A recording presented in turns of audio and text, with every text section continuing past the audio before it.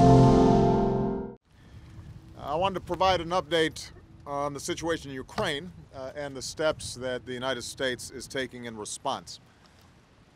Over the last several days, we've continued to be deeply concerned by events in Ukraine. We've seen an illegal referendum in Crimea, an illegitimate move by the Russians to annex Crimea, and dangerous risks of escalation, including threats to Ukrainian personnel in Crimea and threats to southern and eastern Ukraine as well. These are all choices that the Russian government has made, choices that have been rejected by the international community as well as the government of Ukraine. And because of these choices, the United States is today moving, as we said we would, to impose additional costs on Russia.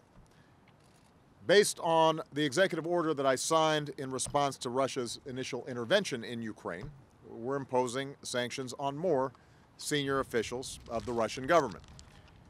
In addition, we are today sanctioning a number of other individuals with substantial resources and influence who provide material support to the Russian leadership, as well as a bank that provides material support to these individuals.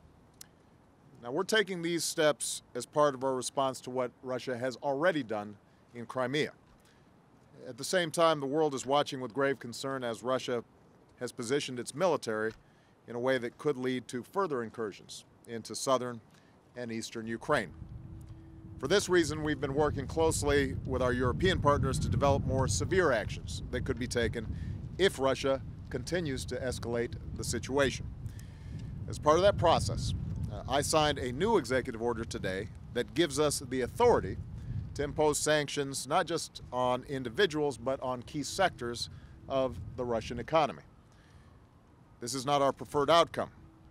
These sanctions would not only have a significant impact on the Russian economy, but could also be disruptive to the global economy.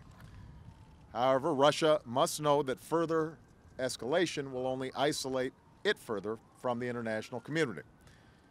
The basic principles that govern relations between nations in Europe and around the world must be upheld in the 21st century. That includes respect for sovereignty and territorial integrity.